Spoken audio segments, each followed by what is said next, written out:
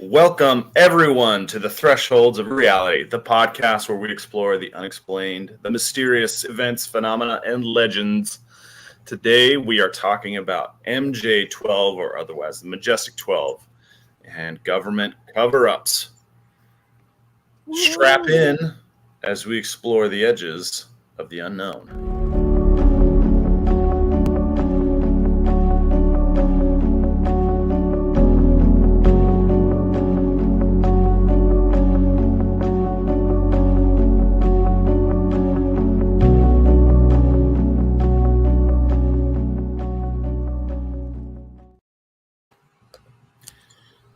What up, Kyle? What's up? You know, as we were researching the background for this episode, I could not help but think how closely this particular organization resembles the foundations of the Men in Black from the movies Men in Black. Yeah. Did you get that feeling? Yeah, I really did, because there's just stuff happened. They started putting committees together. They started building stuff around it. That it started to. I could really see where the influence came when the comic was made for Men in Black. Yeah. And we're not just talking about MJ-12 or Majestic 12, which you guys have seen most recently in the Umbrella Academy series. I think season 2 kind of talked about the Majestic 12. But we are talking about the idea of government cover-ups in general and how often they may occur and why it kind of lends itself to this idea of mysterious events and phenomena. So the first thing I want to talk about is I want to take you back just a couple years ago to 2020. There was this conspiracy uncovered to kidnap the governor of Michigan, Gretchen Whitmer. And they rounded up some like 8 guys, maybe 6 guys, rounded them all up. They splashed them across the TV and made them out to be these really wicked, evil guys. But as time went on, more and more information came out, and eventually trials, it became very clear that they were not acting on their own. And in fact, the whole idea behind this kidnapping plot had come from not them, but the FBI. Can you tell I've been watching William Shatner's Unexplained? Trying to get that Kate. That guy is so good. He's so good. But it didn't come from them. It came from the FBI. And so the FBI was like coming around, and they're like trying to minimize their own involvement in this plot. But in the end, the plot that they foiled was their own. And so the two of the guys who were tried were completely let go. They were completely acquitted. So the question is, Kyle, can we trust the FBI when it comes to giving an honest answer on investigations? And why that question figures in is because at the very outset of this project that we're going to look at today are a set of documents that were examined by the FBI in the 1980s. And the FBI scribbled all over them bogus. Yeah, that's one thing that I was like, out of anything that they could write, why are they going to write bogus? Yeah, bogus is like such a 1980s word, though, right? It's like such an 80s word. Totally bogus. And, so you read these forms, and the way they're typed up, they're very standardized. They're very well written. They kind of proof check a little bit where they, they circle errors and stuff, but just to write bogus. Yeah. They had an FBI agent write bogus. They could have written anything else but bogus. That's fake.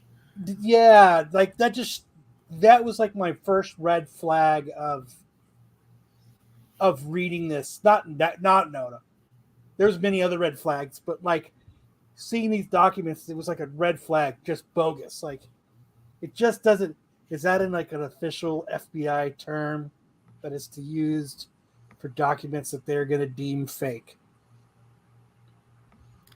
It doesn't seem like the kind of thing that you would expect to see from a government organization. It seems like the kind of thing you would see from somebody who's trying to discredit something without giving it an official view. So the first question I have is, are you able to put up the documents that we're looking at? So what is the Majestic 12? So in the early 50s, late 40s, early 50s, there were a possible, or there's talk of a possible 16 crashed or downed alien aircraft, as many as 65 dead alien bodies and 1 live alien recovered. An additional alien craft may have exploded, but nothing recovered from that particular incident. And this information, by the way, is coming from William Cooper, and his website is cs.mcgill.ca. That's where we're looking at his information. But of those incidents, 13 occurred within the borders of the U.S., not including the craft that disintegrated in the air. Of these 13, 1 was in Arizona, 11 in New Mexico, and 1 in Nevada. I'd like to know where in Arizona, because they weren't specific, except for Roswell. Right. It didn't seem to be like specific locations. Was it like northern Arizona? Was it like, because it would be like kind of cool to like go out and try to find it and see. You know what I mean? Like, and I know it happened in like the late 40s, early 50s, but like, is there anything there that can help us prove that something did or didn't crash there? Because, you know, if something crashed, there had to have been some kind of, even if it's like a blip of a news article or something. Right. And I didn't see anything that resembled that. Right. All right. So this document we're looking at now, it's marked top secret, magic eyes only. Top secret, eyes only, copy 101. So why they spell magic with the J? Yeah, I think that was just part of their shtick in this particular one, but maybe it's because that's how it's spelled in a different language. I don't know. But the subject line says Operation Majestic 12, preliminary briefing, and then it's kind of marked out, but I think that's for President-elect Eisenhower. Document prepared 18 November 1952. Briefing officer Admiral Roscoe H. Hillenketter, MJ-1, codename NJ-1. So I apologize for any kind of pausing as I'm reading this, because the big mark bogus across it does make it hard to decipher at some point. But it says, this document has been prepared as a preliminary briefing only. It should be regarded as introductory to a full operations briefing intended to follow. Here, I'm actually going to bring over a different one real quick here. This one might be better. I mean, it's going to be the same, but it's... So here's the first actual page. See, why do they cross out secret?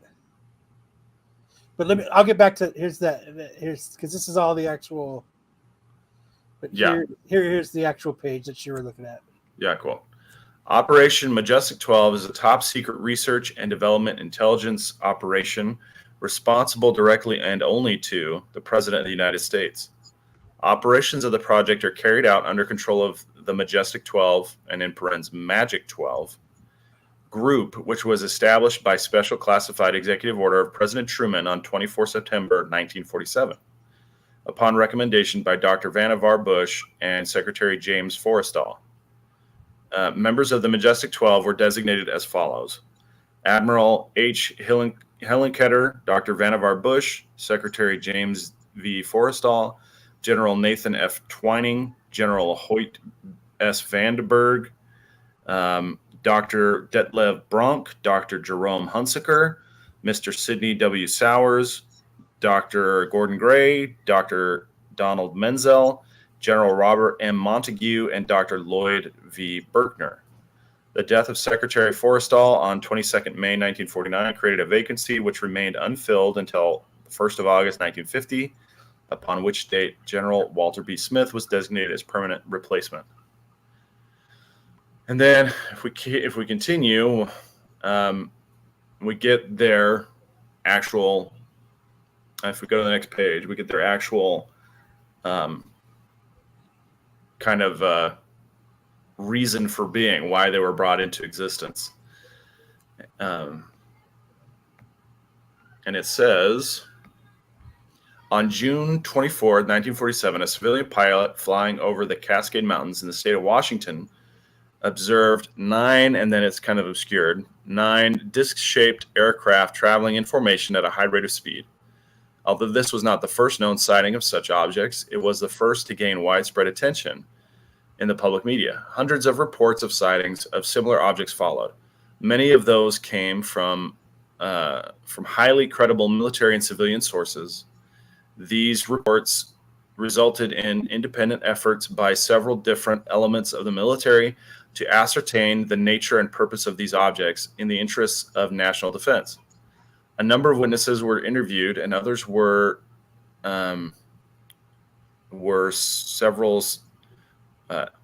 interviewed, and there were several successful attempts to utilize aircraft and efforts to pursue reported discs in flight.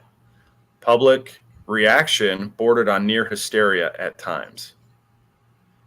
In spite of these efforts, little of substance was learned about the objects until a local rancher reported that one had crashed in a remote region of New Mexico, located approximately 75 miles northwest of Roswell Army Air Base, now Walker Field. On July 7, 1947, a secret operation was begun to assure recovery of the wrecking of this object for scientific study. During the course of the operation, aerial reconnaissance discovered that 4 small human-like beings had apparently ejected from the aircraft at some point before it exploded. These had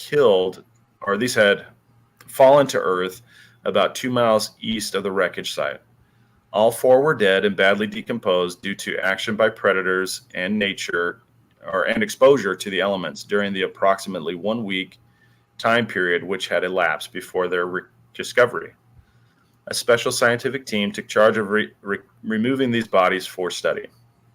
The wreckage of the craft was also removed to several different locations. Civilian and military witnesses in the area were debriefed, and news reporters were given the effective cover story that the object had been misguided weather research balloons. So here we have kind of the debrief and the purpose of Majestic 12 being to analyze and codify, or analyze and study these alien objects. And let's see how far down we get to. I think it's the last page here. Be page 8 of the document. Here's page 8 right here. I think it's the next one up. Yeah, this one. I'm just going to read that last paragraph. Implications for the national security are of continuing importance in that the motives and ultimate intentions of these I don't know what this says, remain completely unknown. In addition, a significant upsurge in the surveillance activity of these craft beginning in May and continuing through the autumn of this year has caused, I think, immediate concern or it's concern that new developments may be imminent. It is with these concerns as well as the obvious international and technological considerations and the ultimate need to prevent public panic on all counts that the Majestic 12 group operates of the unanimous something that imposition of it's just really hard, aircraft or ultimate security precautions should continue without interruption into the new administration. At the same time, contingency plan MJ 1949-04F/78 top secret eyes only should be held in continued readiness should the need to make a public announcement present itself. So that's what we're looking at. Is this document legitimate? Was the effort to claim it is bogus, was that just part of keeping the whole organization quiet? So, yeah, a lot of reading at the outset. But what do you think, Kyle? What do you think about this document? It's hard because, you go to page 9, and now something's been added to it in the 80s. Because right here, 91, this is what it says, declassified. But here, they even wrote the document is completely bogus. Yeah. I mean, so maybe it is a FBI term. Yeah, right. Yeah, I mean, like this right here. That's a document. I understand that this would be more of a FBI term, that the document was fabricated. Yeah. Copies of that document have been distributed to various parts of the United States. Okay, I can see that. But part of me tells me that I think this is probably, for the most part, pretty legit. Because there has been so much controversy over the Roswell crash. We have recently come to light where the government is, for the most part, kind of telling us that UFO sightings are real. They have plenty of documentation on it. So I think that makes this document a little bit more credible than maybe if we would have done this in 2017.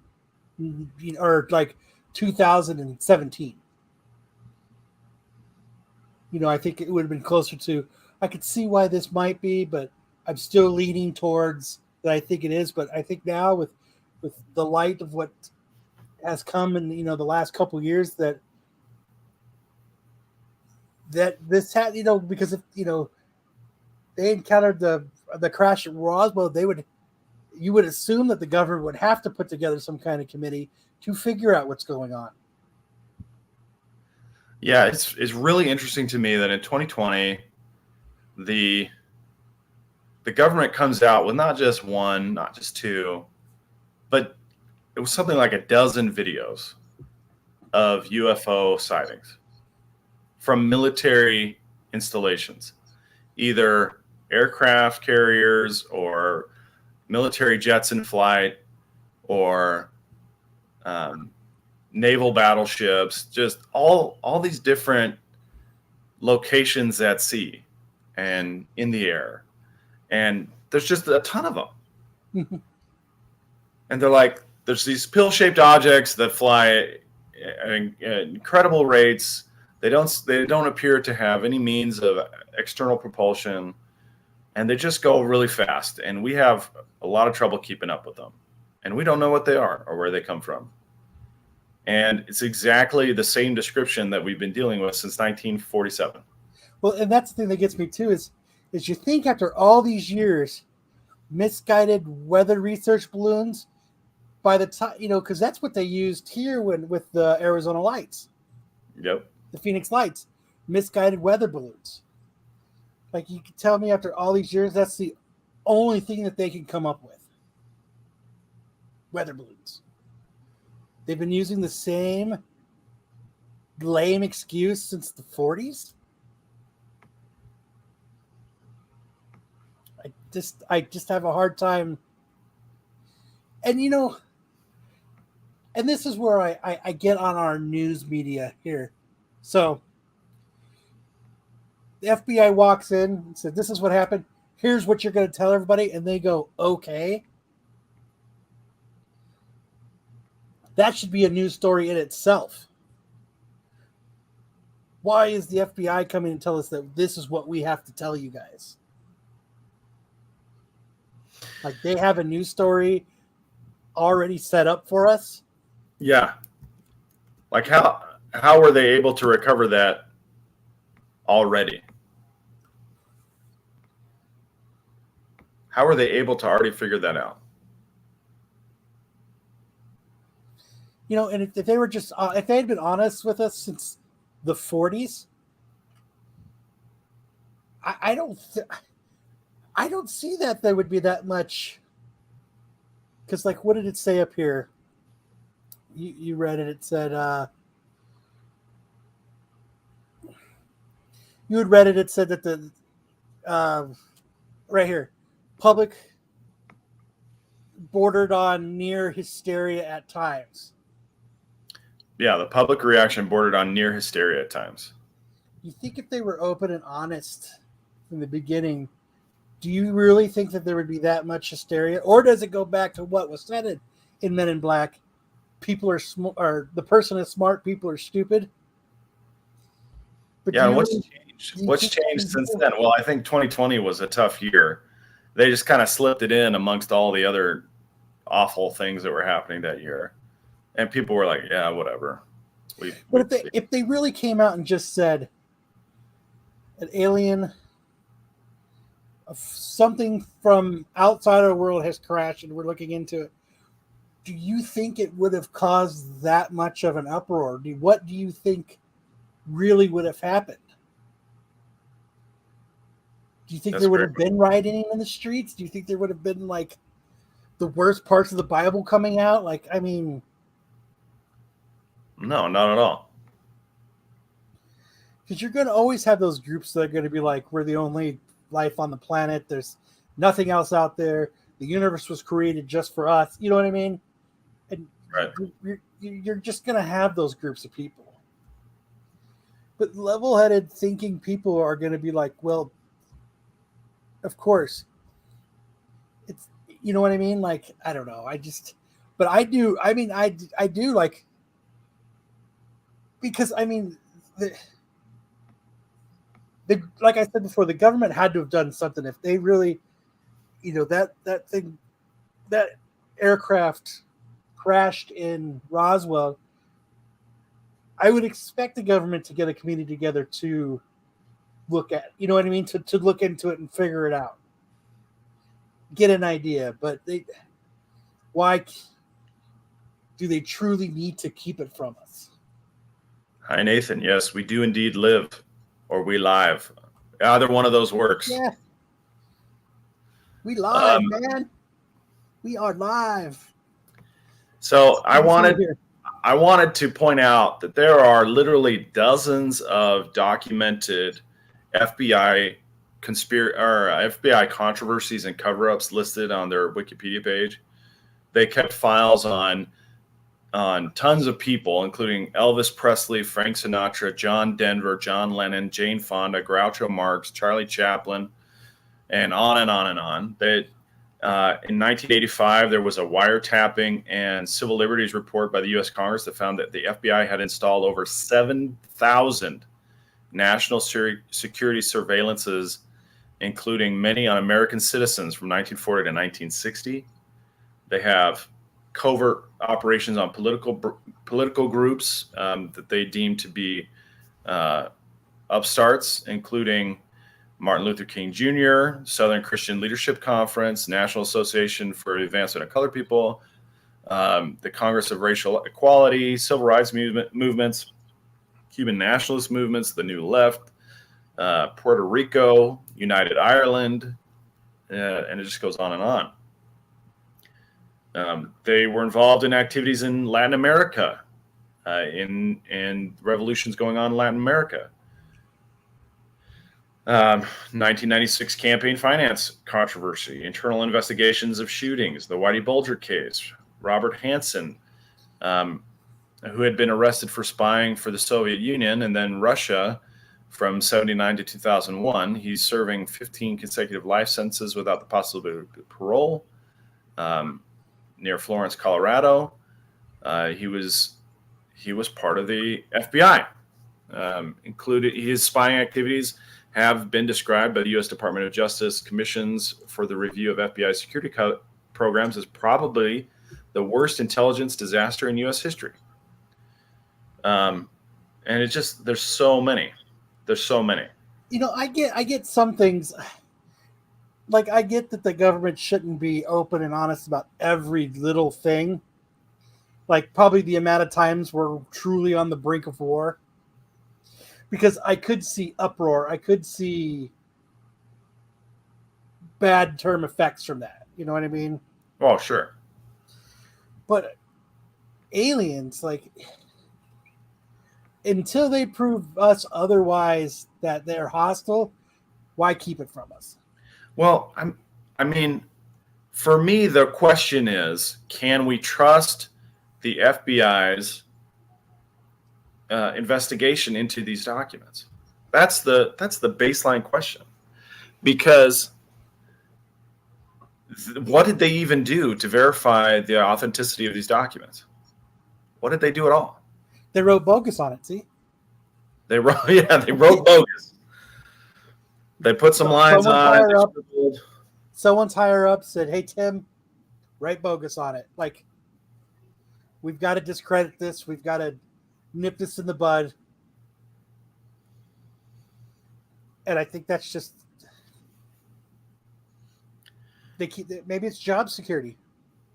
Maybe. I mean, for me, that's the foundational question: is can we trust the FBI's opinion?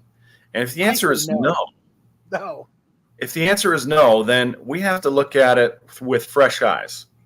We got to start all over and say, how much of this is real?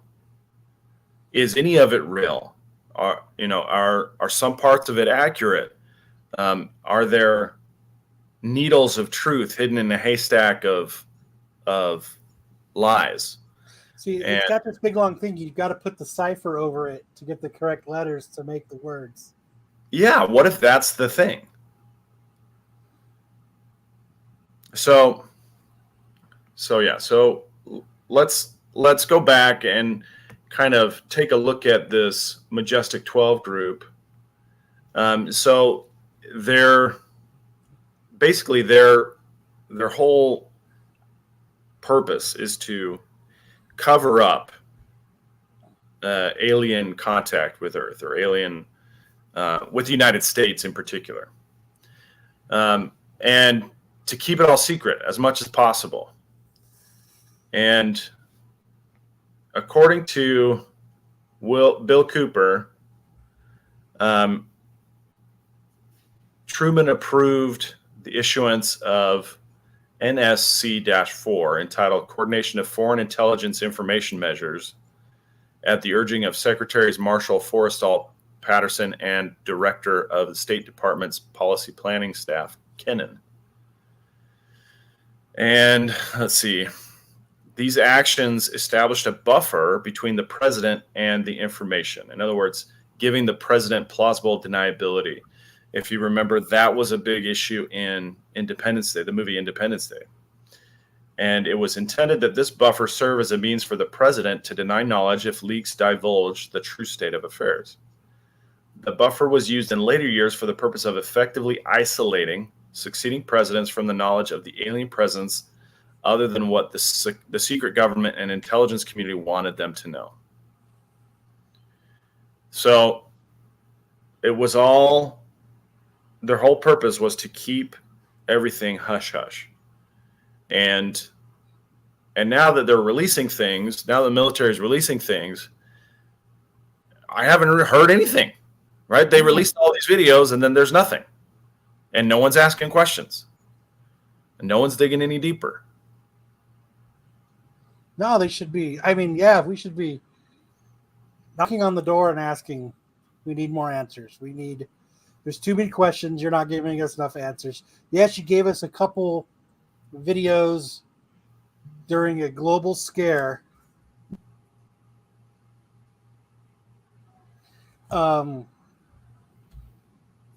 Okay, now that this global scare has kind of leveled out, it's time to circle back around, and it's time for you guys to enlighten us some more. Yeah. So when we're looking back at the documents, remember it said that James Forrestal had passed away and was replaced in August 1950. Well, Mr. Cooper believes that he was the first victim of the cover-up because he was against the secrecy of this project.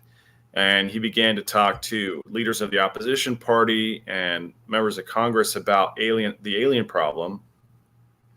And then President Truman said, hey, you need to step down and stop talking to people. And he just was expressing his fears to people all over and began to express his fear and paranoia that he believed he was being watched. And people just thought, oh, he's crazy, he's paranoid. But he was later said to have suffered a mental breakdown and was admitted to Bethesda Naval Hospital. And when it was feared he was going to talk again, it's believed by Mr. Cooper that in the early morning of May 22nd, 1949, CIA entered his room, tied a sheet around his neck, and fastened the other end to a fixture in his room and threw him out the window. The sheet tore, and instead of hanging, he fell to his death. Now, I mean, that sounds very similar to another recent death, which is Jeffrey Epstein. Circle back around. The government doesn't. Their playbook isn't very thick. They found a few good things that work, and they just keep using them. But you know what? That strikes another question to me too. Is okay. So, 47 is the Roswell crash, right? Right. So, if they recovered these decomposed, chewed up aliens, I wonder where they took them. And is that why they built Area 51? Because Area 51 didn't start construction until like 55. Well, they had a base that was nearby. Yeah, there was a base in New Mexico. They said it was about 75 miles away. And Area 51, may not have begun construction until later, when these types of objects or aircraft started to pile up. And they said, we probably need a bigger space for this. There's so much happening. Because, I mean, by the way this was, not only did they recover stuff from Roswell, they said there was a recovery. There was Arizona. And Nevada. What did it say? Nevada. So, I mean, I guess it was building up. They're building up body parts. Yeah. So another, in my research, another one of the really weird things that came up was this idea that JFK's involvement in the whole thing. And there's really a ton of stuff to go through on this William Cooper site. But I thought it was really interesting that JFK comes up. And it says, at some point, President Kennedy discovered portions of the truth concerning drugs and aliens and issued an ultimatum in 1960. That sounds like a party. Yeah, well, I kind of skipped ahead. There's really a lot. I know. Kennedy told them that if they didn't come clean, he would. He informed MJ-12 that he intended to reveal the presence of aliens to the American people within the following year in order to plan, develop, to implement his decision. Kennedy was not a member of the Council on Foreign Relations and knew nothing of Alternative 2 or Alternative 3. Internationally, the operations were supervised by MJ-12 and in the Soviet Union by its sister organization. Kennedy's decision struck fear into the hearts of those in charge. His assassination was ordered by the Policy Committee, and the order was carried out by agents of MJ-12 in Dallas.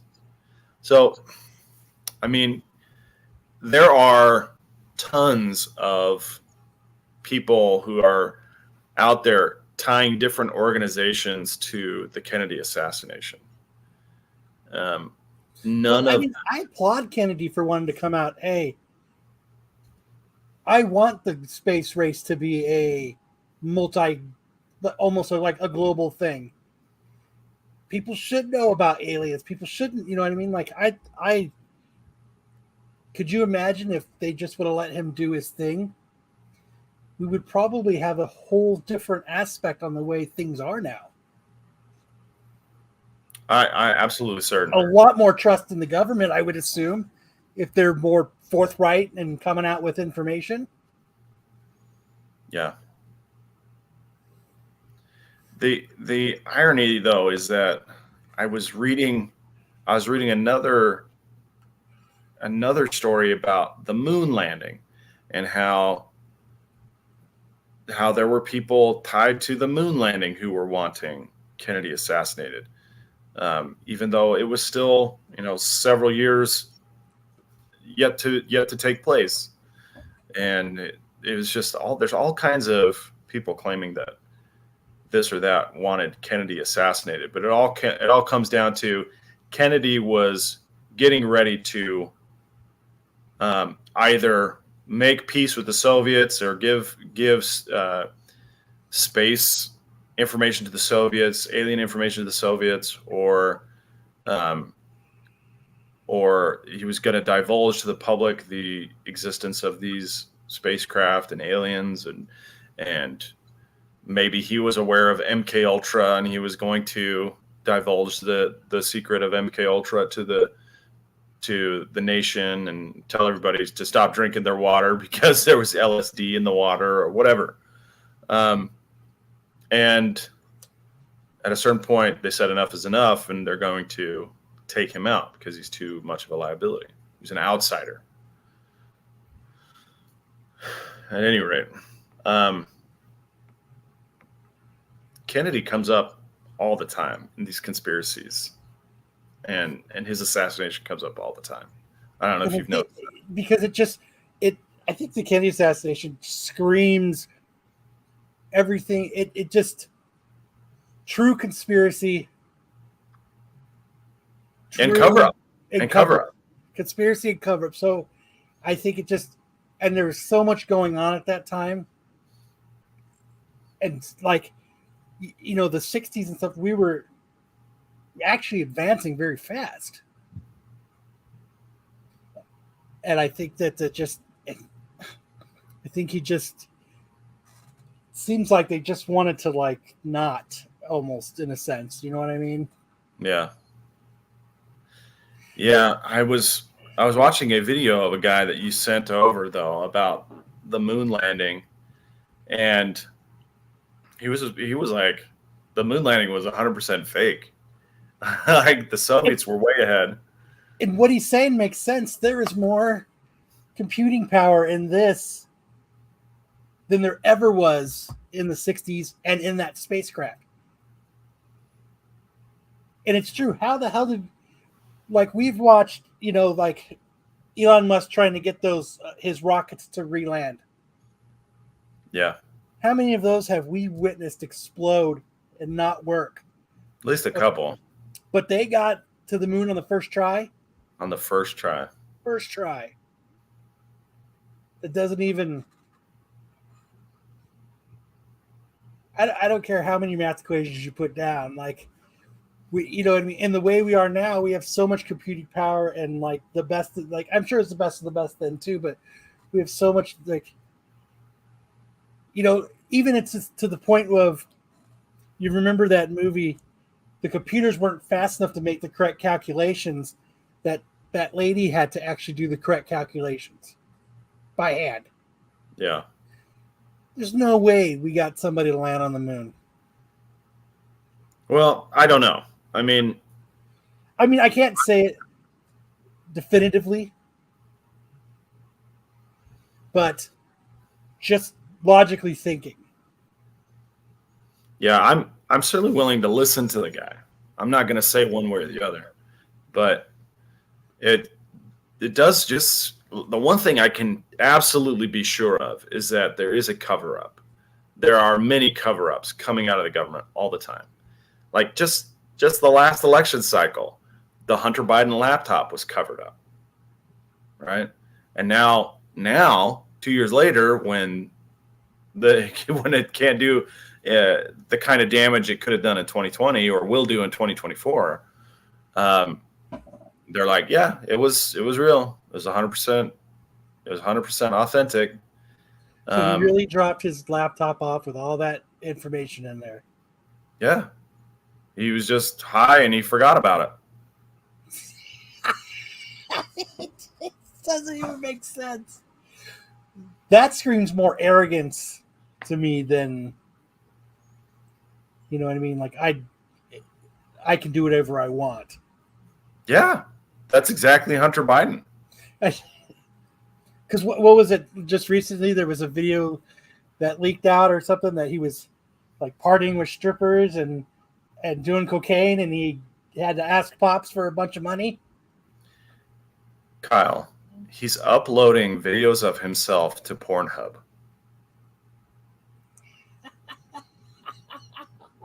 Is he really? Yes. Yes. Oh my goodness. And then he's watching those videos on Pornhub. Like he's trying to promote himself. Like, dude, just get an OnlyFans. I'm sure you get a few. His dad's got to be like, just fucking stop.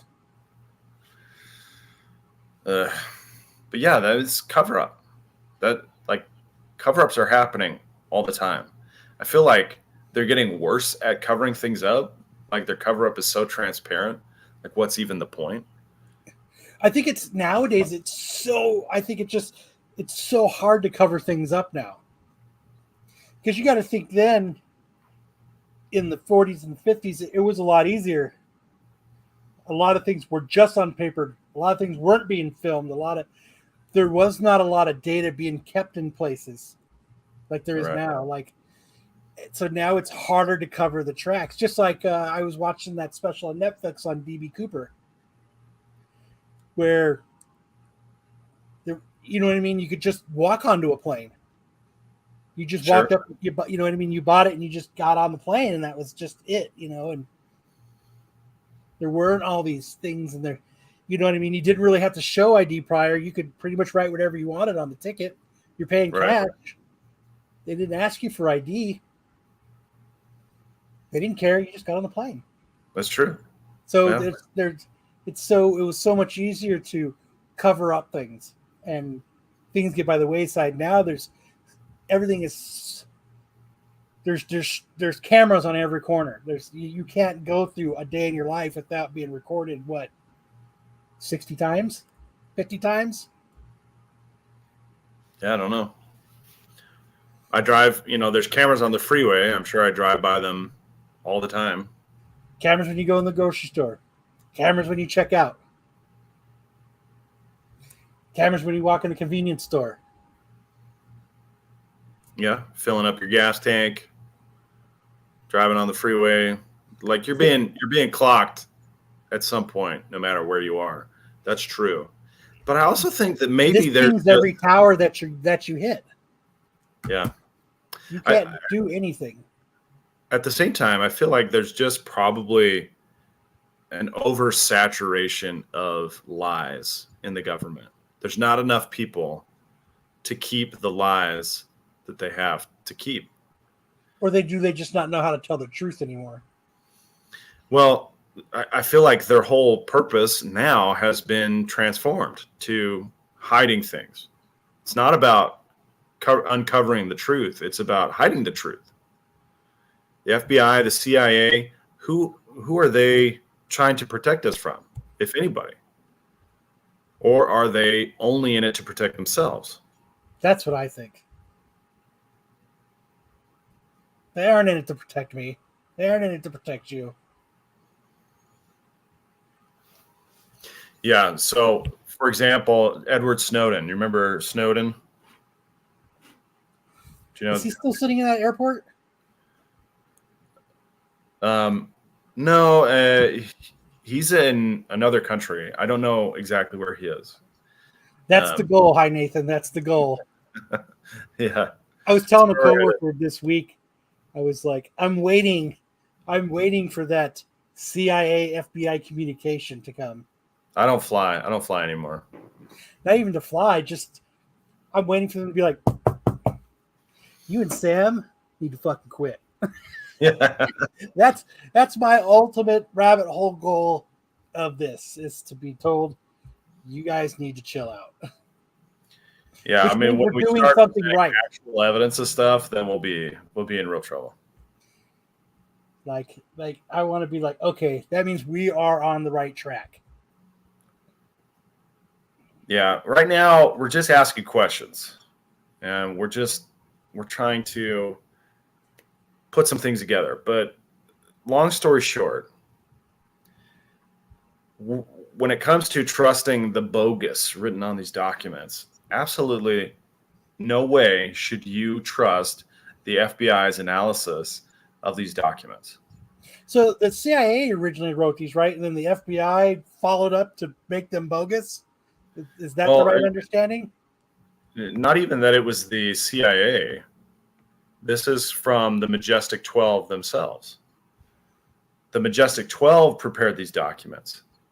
And who are the Majestic 12? Well, they're military and science personnel at high levels, and they have a certain task, and that is to keep these things quiet.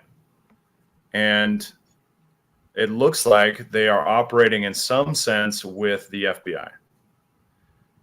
So if you look further down, I think this is page 11 or 12 of those documents.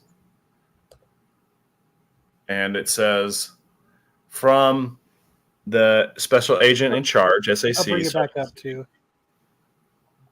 I'll share it back out real quick.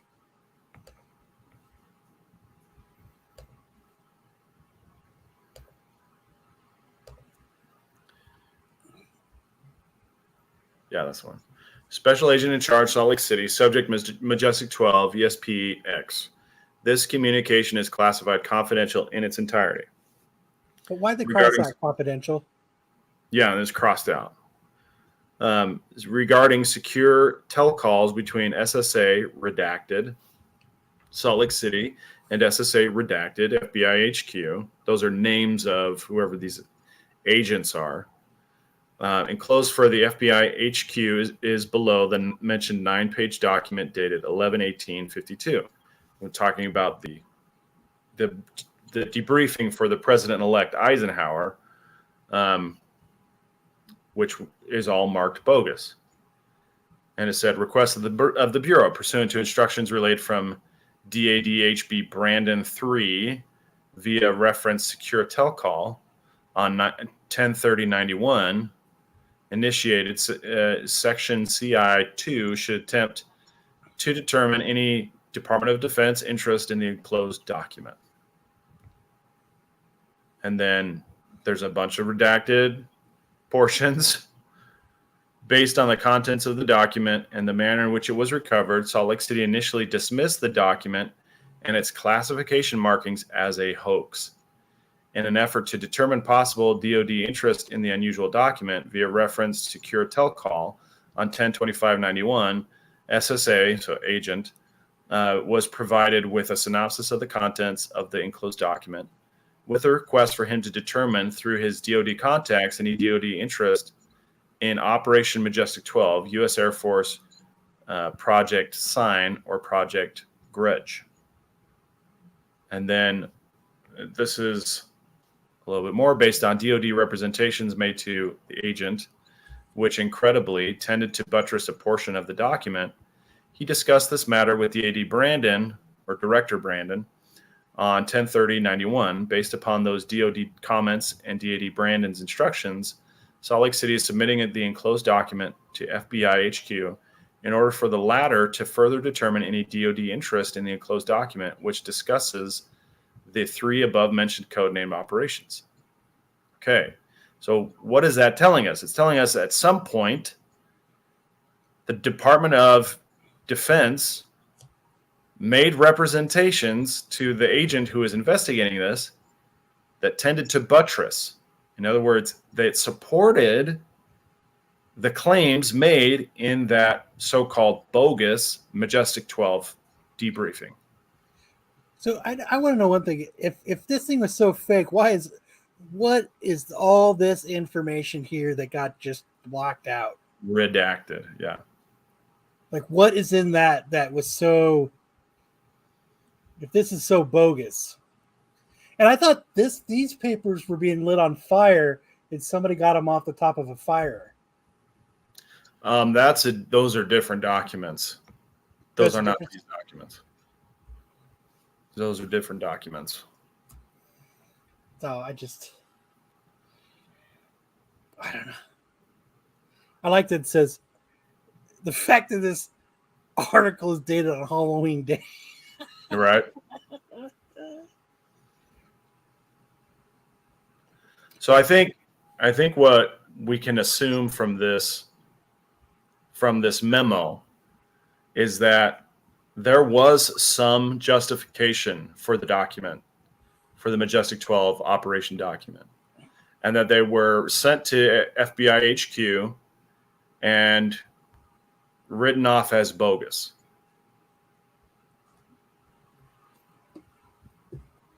Yes. And so in order to discredit the whole idea, rather than have to explain what was happening or why it was declassified, they just say, no, it's bogus. I mean, it would have been so much better to, I don't know. I don't think it's a hoax. Like, you're right. Something happened that they felt an urgency to put this committee together. There was, was it really Roswell? Was it really, all this? But like, something happened that deemed it that it needed to be done. So just come out and say, yes. Because of this, we truly deemed that it needed to be, at the time, it needed to be there. We needed to do this. Yeah. I would love to see the pictures of whatever they found, though. Absolutely. I wonder what alien tastes like. I bet it tastes like Beyond Meat. It didn't taste like chicken? No, I bet it tastes like beets. It was enough that, that the animals didn't care, so there wasn't any weird, because, animals have that high sense of smell that if there was something that made them toxic, stay away from, they would have. Yeah. I would think. I assume. I would probably be most concerned about radiation. That would be the thing that would bother me. That's why we have Bigfoot now. Right. Or the three-eyed fish from The Simpsons, maybe. I don't know. Yeah. Okay, so let's go back to Majestic 12. So according to Bill Cooper, the Majestic 12 exists today and operates just as it always has. It's made up of the same structure, 6 people from the same positions in government, and 6 people from executive members of the Council on Foreign Relations, or the Trilateral Commission. The majority agency for joint intelligence is publicly known as the Senior Interagency Group, or SIG. It is most important to understand that the Council on Foreign Relations and its offshoot, the Trilateral Commission, not only control but own this country. Long before World War II, they were instrumental in helping decide policy for the U.S. government, and the Council on Foreign Relations, Trilateral Commission, and their foreign counterparts report to the Bilderbergers. Do you know what Bilderberg is? Yeah, it's another thing all on its own. Do you know what the World Economic Forum is? Davos, you ever heard of that? Uh-huh. So Bilderberg is like that, but they are secret. They keep everything secret. So it's basically like a James Bond villain society, like Spectre or whatever the other ones were. Spectre, basically. It says almost every high-level government and military official of any consequence since World War II, including presidents, have been members of the Council on Foreign Relations and/or Trilateral Commission. All American members of the Trilateral Commission have either been or are members of the Council on Foreign Relations. Each foreign nation of any importance has its own offshoot of the Council, and the members of each country interact with those of other countries through the Bilderbergers to further their common goals. The Bilderbergers, the Council on Foreign Relations, and the Trilateral Commission are the secret government that ruled this nation through MJ-12, and the study group known as the Jason Society or Jason Scholars, and the top echelon of the government, which consists mostly of their members. So, according to Bill Cooper, that's who's running this country. And it's very similar to the idea of the World Economic Forum, which is now kind of a counter society of secret backers of government policy with members. It's not secret. It's much more public and open, but it has members like Justin Trudeau, the Prime Minister of Canada, who is absolutely going about instituting policy from the World Economic Forum, such as reduction in farmland, sourcing protein from insects, the mandatory vaccinations, certain economic policies like universal basic income, all these other little moves towards globalization, a one world government, those types of things where they call it the Great Reset. And the motto of the Great Reset is, you will own nothing and you will be happy. And that's an order. You will own nothing and you will be happy. Maybe David Icke isn't too far off with the shape-shifting lizard people that are in government. They live. We live. Just putting it out there. It's so the idea is, when you hear about a conspiracy theory, the question I think everybody has to ask themselves is, can the people who dismiss these notions be trusted? Is it so easily dismissed that there are government agencies that do not have American interests at heart out there operating without oversight and telling us that there's nothing to see here? Is that something that is possible? And I think the answer is absolutely yes. It's been proven many times that it has happened and is happening. And whether or not you believe in aliens or UFOs, I mean, UFOs now are being proven to be real. Like, that's happening. So the question is, can we trust this idea that there's no government cover-up regarding aliens that dates back to the 40s and 50s? If they're covering it up, there's got to be some kind of sliver of truth. There's got to be, you know what I mean? Yeah, that's what I'm saying. Like, they're hiding. Why would you cover up lies? They're hiding a needle of truth in a haystack of bureaucracy, basically. Yep. I mean, this is probably the most depressing thing that that I think we talk about is this idea that um, the people that we have to rely on for our protection are not interested in protecting us. They're interested in protecting their secrets. They're interested in protecting their power, but they're not interested in protecting Their money. the Constitution. They're not interested in protecting individual freedoms, and they're not interested in protecting our life, liberty, or property. And that's the scary part. That's super scary. Okay, so before we wrap up, Kyle, were you able to upload that video? No, because I couldn't do it into an MP4. Oh, okay. You know what? Let me just bring it up. And, If you just brought it up, and we could do like a screen share from the. Yeah, I'll do that. I'll do that.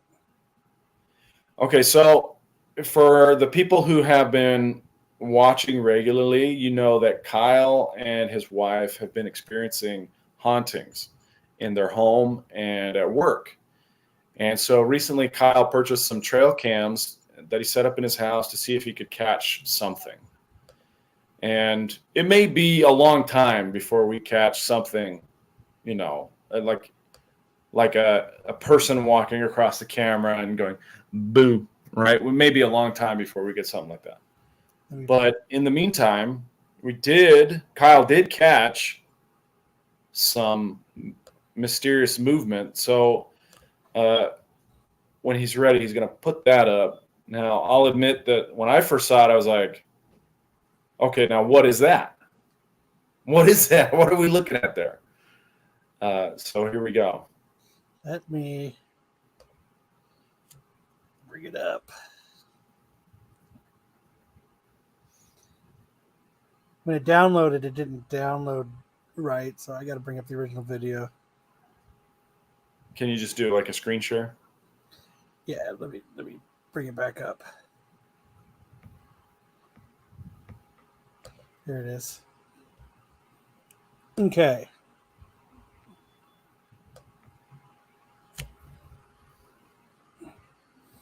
Share.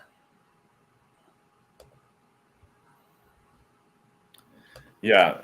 It's black and white trail cam, and it's just a few seconds. So this is set on my table, and it goes. There it is. Let me stop it. Play it again. And let me set it up a little bit. Well, there's even more. Like when I was watching it, I saw a little bit more in the background too. So this is. So it's not a real quick clip, but look right at the beginning. You get a couple shadows. One is like a light shadow, like a ball of light that's kind of flipping past. So this, to set it up, what it is this is my hallway right here. Okay. This wall right here is right at my front door, and it's covered in Walking Dead toys. This is my couch. And this is right behind where my computer sits. And so it just faces down my hallway. And this is like some flowers that are sitting there.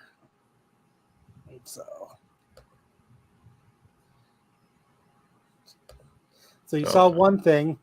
There goes the white thing, and there was the black shadow. And there was the black shadow.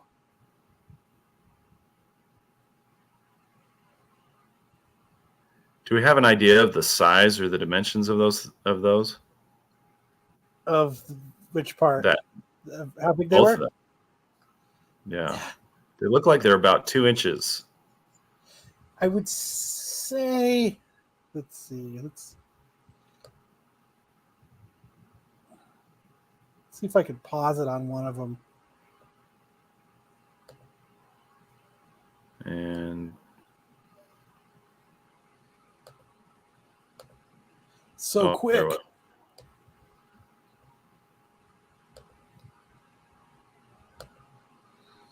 So I would say I would say it's in the realm of, because you got to think these are just roses right here.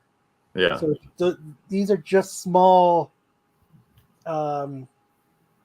petals, leaves. Yeah.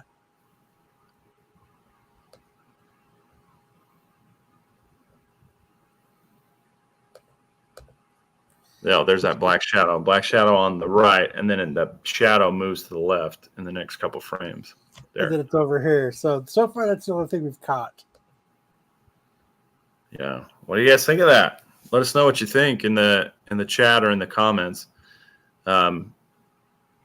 This is a continuing investigation, so we'll keep you apprised as any developments on that front. But we do appreciate everybody who tunes in live, and also everybody who watches it on the replay. We really enjoy bringing these topics to you and asking questions that I think need to be asked. And it's clearly on everyone's mind. I don't know about you, but I have seen dozens of these kind of paranormal or unexplained phenomena programs pop up on Netflix, on Amazon Prime, on TV, and there's podcasts all over the place. People are looking for answers, and the question is, what is motivating this retreat from modern technology, modern pop culture to questions that we've left unanswered for basically the last 100 years. Everybody wants to know if there's life after death. So yeah. It intrigues everybody. That's true. What happens? It's not just ghosts. It's also the aliens. It's also monsters. It's also cryptids. It's also haunted houses. Weird spaces. I think it's what was I watching? The collective psyche is turning back towards these unexplained things, and what it is people like to have a conclusion, a definite answer to the end of the story. What happens with a lot of this stuff is we don't get that wrap up at the end. There is no, you know what I mean? And I think that's what it is. That's what keeps bringing us back around. We have these things that happen and we don't get to see. There is no conclusion to it. There's no, this is it. X plus Y equals, you know what I mean? Yeah. Maybe. I feel like it's probably an economic factor too, where just in times of economic uncertainty, we start to look at different things in pop culture.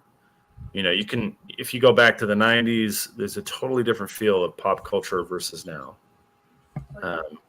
I feel like the sense of nihilism is much more heightened now than it was 30 years ago. And so people are like looking towards the afterlife. They're looking towards outer space. Are we alone? Are we really truly alone? And it's kind of in and of itself a quest for the divine. And I think that's what that whole James Webb satellite. Yeah, the telescope. It's doing it. It's because we're seeing beginnings of the universe. Yeah. And I think that's a lot of the intrigue.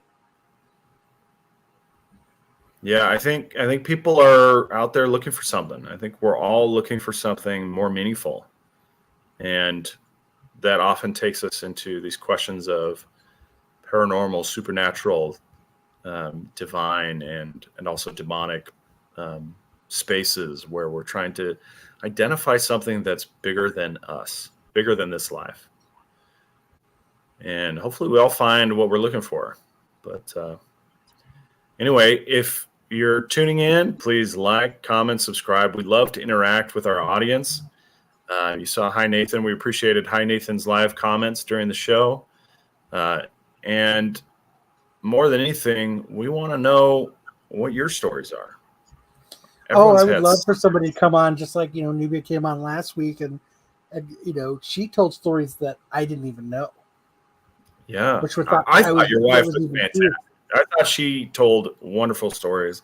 I know she was kind of fretting about it, but she did a great job, and we want to hear everyone's stories. We want this to be kind of a compendium of all the weird stuff that's going on out there. One of our guests, George. Yeah, go ahead. I'd say, if you've got an idea, you've got a story, and you want to come on and tell us about it, please Please do. Well, we would love to talk to you. So with that, I think we'll wrap it up here for today. And until next time, keep on exploring the edges of the unknown.